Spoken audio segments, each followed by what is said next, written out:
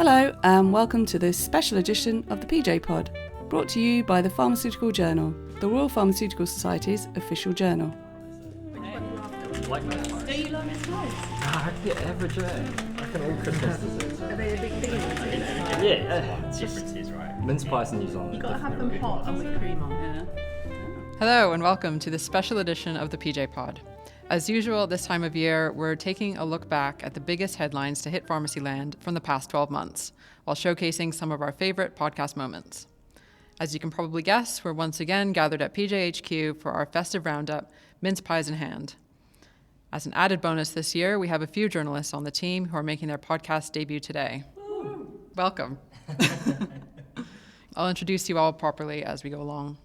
So for our new podcasters and for all you listeners, here's what's going to happen. Tell us. I'll ask each of our reporters to recap some of the biggest events and stories from the mag, and then we'll put them on the spot and get their 2024 predictions. Oh no. It'll be okay. Okay, let's start with the biggest story we covered this year, and probably the past several years, the introduction of a national Pharmacy First service in England. Community pharmacists already take referrals from a range of minor conditions such as diarrhoea, vomiting and conjunctivitis. But with our Pharmacy First approach, we can go further still. We will invest up to £645 million over the next 2 years, so pharmacists can supply prescription-only medicines for common conditions, like ear pain, UTIs and sore throats, without requiring a prescription from a GP. That was former Health Secretary Steve Barclay speaking about it in May this year, which was around the time that Tammy Lovell joined the team. Hi, Tammy. Hi. Tell us, what progress was made with Pharmacy First in England since Steve Barclay made that speech? Well, it wasn't until November that it was announced that the service will start on 31st of January 2024. Wow, that's soon, isn't it? Not much time to prepare. Yes, that's going to be a quick turnaround for pharmacists. So that took ages, but at least the service is well and truly on its way now. Are pharmacists happy? They do seem to be. Janet Morrison, the CEO of Community Pharmacy England, said this was the biggest development for community pharmacy in England in the past decade. Yes, wow. So pharmacists will be paid £1,000 per month for providing the service, plus £15 per consultation. And pharmacies which sign up to the service before the end of January 2024 can claim a one-off early bird bonus payment of £2,000. Pharmacy First also seems to have been the final push needed to give pharmacists read-write access to GP records. Tacy Aputu, chair of the Royal Pharmaceutical Society's English Pharmacy Board, said this was a long time coming and a welcome development. Yeah, we've been writing about that for years. Yes, haven't we? we have, yeah. I seem to remember there were some unanswered questions around how Pharmacy First will work alongside the NHS Community Pharmacist Consultation Service. What do we know now? What we know now is that the CPCS will form part of the Pharmacy First service. So in total, the service will include the supply of urgent repeat medicines and referrals from other NHS providers for minor illnesses, and now also the ability for a pharmacist to provide treatments for 7 of those minor ailments. So patients will be able to be referred through CPCS as usual and can now also walk into a pharmacy for treatment for those 7 conditions. Sounds like all good news. Mostly, yes. But there's a concern about the timing of this announcement. Pharmacy First will start during the height of winter pressures for the NHS, and setting up a service isn't easy.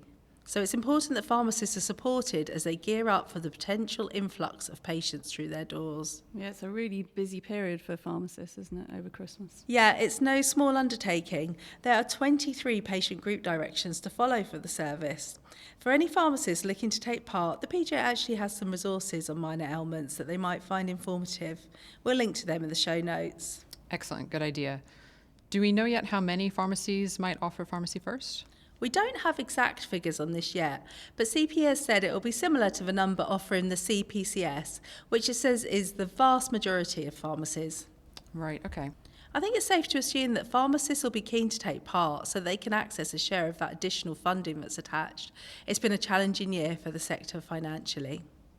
It has, and we've seen more and more pharmacies close down as a result.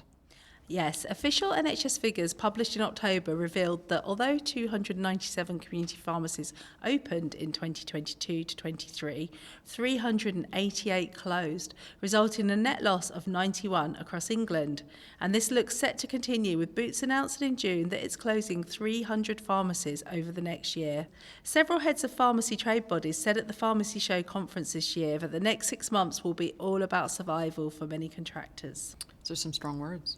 Yes, even Lloyd's Pharmacy fell victim to the financial constraints this year, announcing in November that it sold all of its 1,054 high street pharmacies and closed 237 pharmacies in Sainsbury's stores. That's a huge change for the pharmacy market, isn't it? And presumably all these closures aren't doing anything for reducing health inequalities, where pharmacists can have a massive impact. Yeah, sadly not.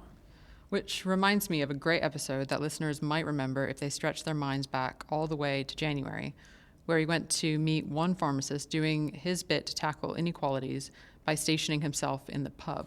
How do we get those patients to engage with us? How do we understand their experiences? And by coming in here, unsurprisingly, we found quite a lot of our male patients were here, but then it was part of their culture. This is where they hang out with their friends. So by being in the environment, you actually have joined the watering hole as well. You're part of that group, and you're then understanding what are those barriers. Health education certainly part of it. The great Ade Williams there talking about his blood pressure check service at a pub in Bristol. We should do more PJ Pod episodes in the pub, shouldn't we? We'll see. Okay, so as ever, I'll be asking all of you to make predictions for 2024. Tammy, kick us off with yours.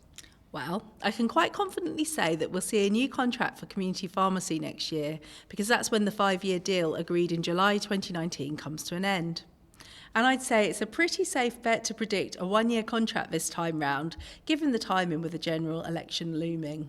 I like your confidence, Tammy. Is there anything else?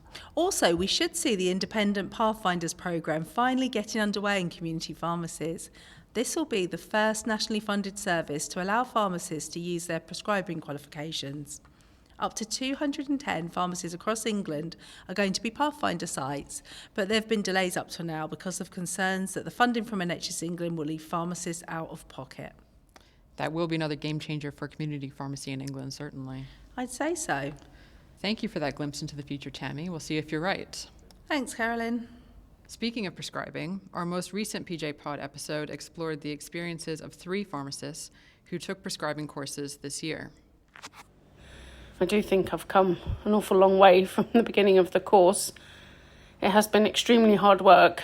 I'm now recording this post-exam, and I think it all went okay. It is a bit scary completing the exam when you know that the pass mark is so high. So I'm just going to open my email now. Just 2 seconds. Whoa! It says, oh gosh, congratulations. I'm writing to let you know that you have provisionally passed the independent prescribing course. A wonderful result, great work. This is amazing. A fascinating insight into independent prescribing there from our senior features editor, Dawn Connelly. Hi, Dawn. Hi, Carolyn. Yeah, that's right. So we followed 3 pharmacists for over a year as they did their IP training, and afterwards to see if they passed and how they plan to use their qualification.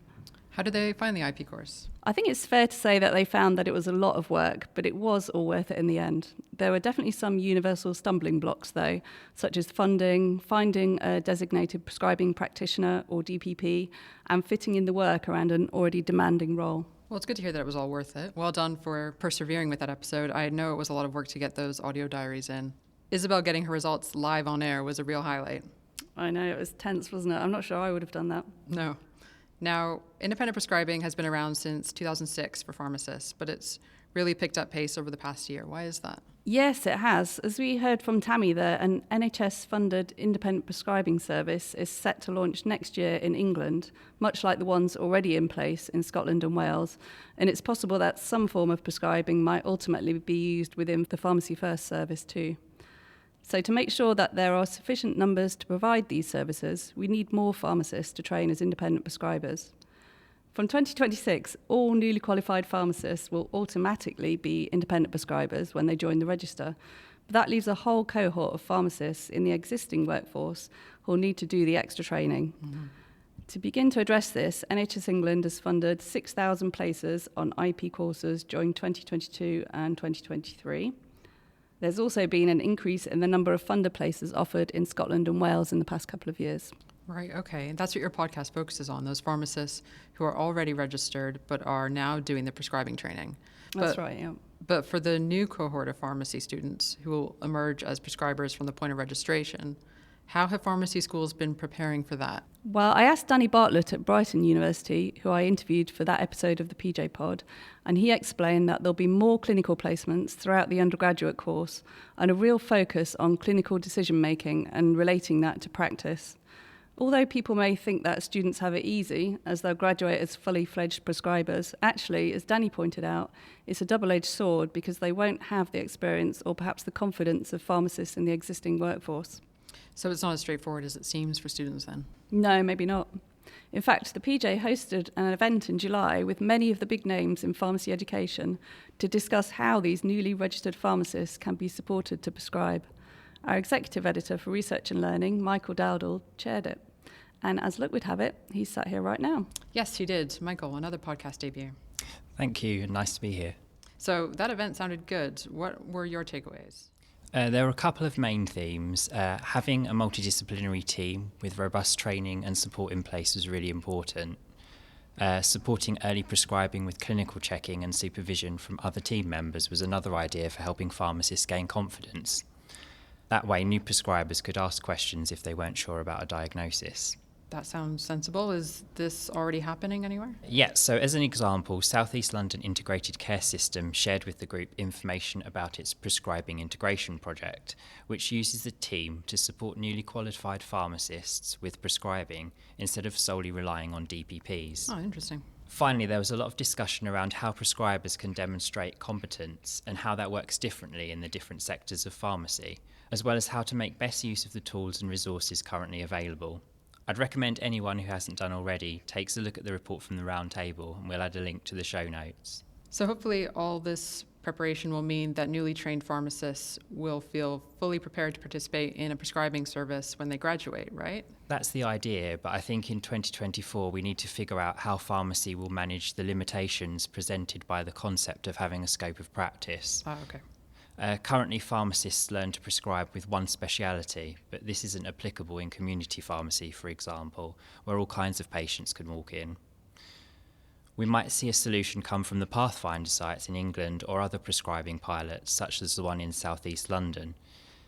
This may help remove the potential barriers around the DPP workforce capacity. And you've been working on some resources for this, right? We have, yes. Avid PJ readers may have seen the start of our new series of learning resources to support pharmacist prescribers develop their knowledge and skills in line with the RPS's framework for all prescribers. It's a collection that we'll be adding to throughout 2024. Again, we'll add a link to this in the show notes. Anyone who has any ideas or suggestions is also welcome to get in touch with the team at editor@pharmaceutical-journal.com. Lots going in our show notes. Make sure you check those out. Having said that independent prescribing was a major point of conversation in 2023, one of our most popular podcast episodes this year was on deprescribing. Alex took the lead on this one. Hi, Alex. Hi, Carolyn. Why did you decide to cover this topic? Well, deprescribing was something we've been talking about within the learning team for quite a while, primarily triggered by the publication of the National Overprescribing Review towards the end of 2021, and then seeing how the recommendations were starting to be implemented. Oh, okay. With the number of prescriptions issued each year rising inexorably, the arguments in favour of deprescribing are fairly compelling, but we are also aware of how challenging it can be to deliver it in practice. Yes, and now with all the increased prescribing on the cards too.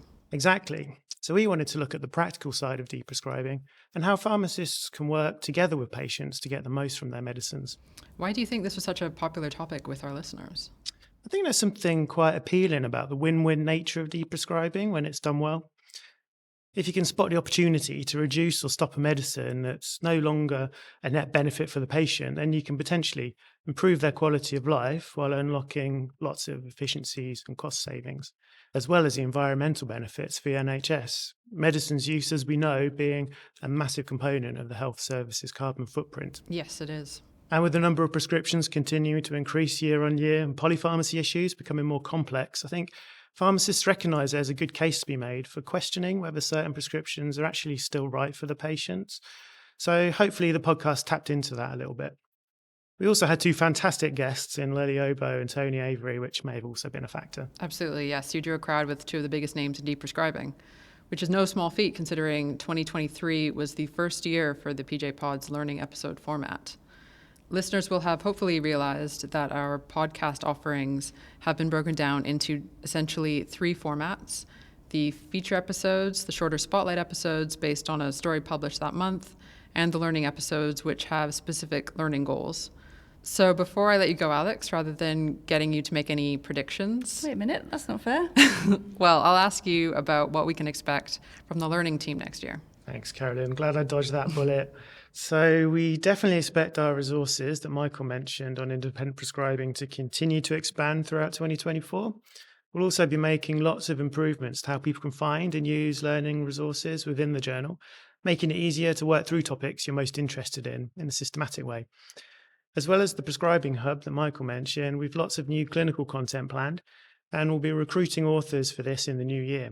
If any listeners are interested in working with us on these, or if you've got suggestions for topics you'd like to see us cover, please do get in touch. All very exciting. Okay, thank you, Alex. Thanks, Carolyn. Now, if there's one topic we seem to come back to year in and year out, it's shortages and the UK's struggling medicine supply chain.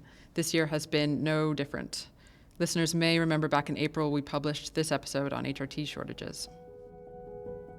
Transdermal is important because it's a much better way to take HRT. So let me show you which one I take. This is rapidly not becoming my morning routine. I can't speak this morning. My morning routine. This is how you use HRT. But anyway, this is called Estradot. It is the patch, so you just tear off this side of it. That was TV personality Davina McCall, who's helped normalise talking about the menopause through her documentaries and her campaigning in this area. Over 70% of you said you suffered with brain fog. Brain fog is horrific. I mean, when I had it, I couldn't read autocue, something weird happened to my eyes. I couldn't remember. That episode was put together by our editor for Research and Learning, Catherine Soule, and our former data journalist, Julia Robinson. Continuing our reporting on this beat is our new senior clinical reporter and third and final podcast debut, Dave Lipanovic. Dave, great to have you on board. Yeah, happy to be here. Now, were the medicine supply problems as bad this year as they were last year?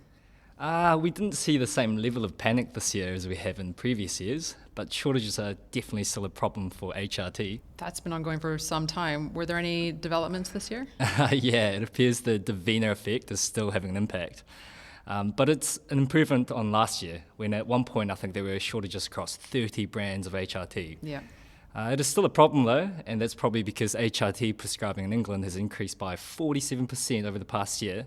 And not only that, but testosterone prescribing in women has increased tenfold over the past 7 years. That sounds like a similar story to one we covered on ADHD medicines in a Spotlight episode. Yeah, absolutely. A national patient safety alert that came out in September warned of shortages of several of the main ADHD medicines because of increasing demand as well as manufacturing issues. The number of people on ADHD medications in England has more than doubled over the past 8 years. Wow. And this appears to be just the tip of the iceberg. ADHD charities have said that most people with ADHD still remain undiagnosed. Understandably, though, this shortage is having a huge impact on both patients and pharmacists who are trying to source their medicines. We recently reported on a survey by ADHD UK, which found that 85% of patients on the medicines have been affected by shortages this year. So patients are frustrated, prescribers are frustrated. I think we're all a bit frustrated. Yes. Is there any end in sight? That's a really difficult one to predict. Shortages of ADHD medicines from Takeda, one of the main manufacturers, were supposed to resolve in early December. But we've now been told that there may be intermittent disruptions to supplies until April 2024. So unfortunately, at this point, it's hard to imagine supply issues going away anytime soon. Yes. Sticking with the topic of medicine shortages just a little bit longer, 2023 has been the year of the weight loss injection, which led to its own shortage problem. They seem to have appeared on the market and disappeared just as quickly. What's going on there? Yeah, that's a popular topic, eh? As you can imagine, the demand for these new weight loss wonder drugs have skyrocketed. They are GLP-1 receptor agonists and are traditionally used for treatment of type 2 diabetes. Over the past couple of years, though, the GLP-1 receptor agonist, semaglutide, started gaining popularity due to its effectiveness for weight loss. This has been an increasing problem for patients who need the treatment for diabetes. These drugs have become so popular that they've even been counterfeit distributed by wholesalers across Europe. Yes, it's important that patients are diligent about where they get their medicines from. Okay, before we move on to your predictions for next year, I'm going to be very unfair and ask you about a prediction that one of us made last year before you joined the team. We had predicted that 2023 would see more evidence for using psychedelics in mental health. And then we followed that up with a PJ Pod episode on the topic. Here's a clip. The first real profound experience I had was just this sense of being somewhere where I just felt really connected to everything. Just in a place that kind of, it almost transcended human language, you know, it was somewhere else. It was somewhere I'd never been before. It was beautiful. I remember thinking, you know, depression and anxiety, it doesn't exist here. So, Dave, what's the latest on that? Back in May, there was a discussion in Parliament on psilocybin, the active ingredient of magic mushrooms. But any approval on its use is still a long way off. But in July this year, the Australian regulators permitted the use of psilocybin for treatment-resistant depression and also MDMA for treatment of PTSD. But a recent story in Australia's ABC News reported that prescribers are confused about how treatment should be administered, who should be able to access it, and how much it should cost, with some suggesting that the regulator's decision was premature given the limited evidence. I see. So sounds like another area to keep an eye on next year. Very much so. Okay, so on to your 2024 predictions, Dave. What do you have for us? I have a couple of things. My first prediction for 2024 is that smoking cessation treatments will make a big comeback. In fact, actually, in October this year, bupropion made its return, confirmed by GSK, and I think that varenicline will also make a return next year. Also, there's a potential launch of cytosine, a new player, which has been a very effective smoking cessation drug in Europe for a very long time. Everyone loves a bit of competition, so it should be quite exciting. Yes. I also think the government will tighten its regulations on disposable vapes to limit children's access, which has been a massive concern this year. Okay, so smoking cessation, that's your big prediction. Yeah, but I do have another one. Okay. My second prediction is on the continuous struggle of aseptic services. The demand for chemotherapy is increasing each year, while workforce numbers are on the decline. For patients, this has resulted in some waiting months for their treatment. The government has announced plans to set up these big centralised aseptic units to increase capacity by tenfold, which sounds great, but the first 5 aren't set to open until 2027. That's ages away. It is far. There's also a government consultation underway on changes to legislation that would allow pharmacy technicians to supervise the preparation, assembly, and dispensing of medications in hospital aseptic facilities, easing workforce pressures in aseptic units. So my second prediction is that aseptic services will have to show their resilience a little while longer. Kia kaha to all the oncology service providers, hang in there. Kia kaha? Yeah, that just means stay strong in Māori. Oh, okay, right. Thanks for that, Dave. Thanks, Carolyn. And thank you to the whole team for producing some fantastic journalism this year. It's been a great year for the PJ Pod. We've published 14 episodes, a few of which you've heard snippets of just now. You can find the rest wherever you found this one. I also want to thank all the wonderful experts who've given their time to come on the pod this year, and to all our loyal listeners who like, subscribe, or follow us. We've made our predictions for pharmacy in 2024, but please do tell us what we've missed. Let us know on social media using the hashtag PJPod, or email us at editor@pharmaceutical-journal.com. Just before I let you go, if you're interested in becoming a prescriber, need advice on how to find a DPP, or are currently working as a prescriber and looking to expand your scope of practice, the RPS has produced a range of resources to help you practice safely and confidently. RPS members can access these materials from the dedicated prescribing pages on the RPS website. We'll include a link to these in the show notes as well. If you're not a member, you can join the RPS for the equivalent of just 60p per day. That's good value. Just search RPS membership to find out more. Thanks for listening. Bye for now. Bye. Are there any mince pies left? Yeah, tons. There we go.